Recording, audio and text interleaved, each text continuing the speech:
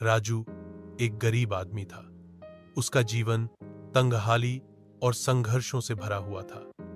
वह अपनी बूढ़ी माँ, छोटी बहन और पत्नी मीना के साथ एक जर्जर से घर में रहता था। दिन भर मेहनत मजदूरी करता, कभी रिक्शा चलाता, कभी ईंट ढोता, बस किसी तरह घर चला सके।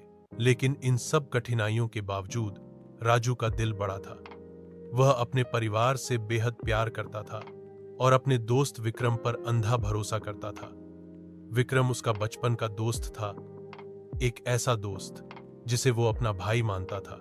पर एक दिन जिंदगी ने उसकी दुनिया हिला दी। एक शाम राजू काम से जल्दी लौट आया। घर में चुपचाप घुसा तो अंदर से कुछ आवाजें सुनाई दी। वह दबे पांव कमरे के पास पहुंचा और जो देखा उसने उसके पैरों तले जमीन खींच ली। उसकी पत्नी मीना उसी के सबसे करीबी दोस्त विक्रम के साथ थी। हौसी, फुसफुसाहटें और फिर वो बातें, राजू तुम्हें कुछ नहीं दे सकता, विक्रम मुझे वो सब देगा जो मैं चाहती हूं, पैसे, आराम, सब कुछ। राजू सुनता रहा, टूटता रहा। उस रात उसने कुछ नहीं कहा, बस चुपचाप घर छोड़ा, दिल में एक वादा लेकर, आज गरीब हूं मगर एक दिन इतना बड़ा बनूंगा कि मेरी कहानी हर कोई सुनेगा। और तब मीना और विक्रम खुद सोचेंगे कि क्या खोया है उन्होंने। अगले कुछ साल राजू ने खुद को पूरी तरह बदलने में लगा दिए। वह छोटे छोटे काम करता रहा, बढ़ईगिरी सीखी, मशीनों की समझ ली और फिर एक छोटे से फर्नीचर वर्कशॉप से शुरुआत की। दिन रात मेहनत की, नींद आराम सब पीछे छूट गए। उसके हाथों का काम बोलने लगा।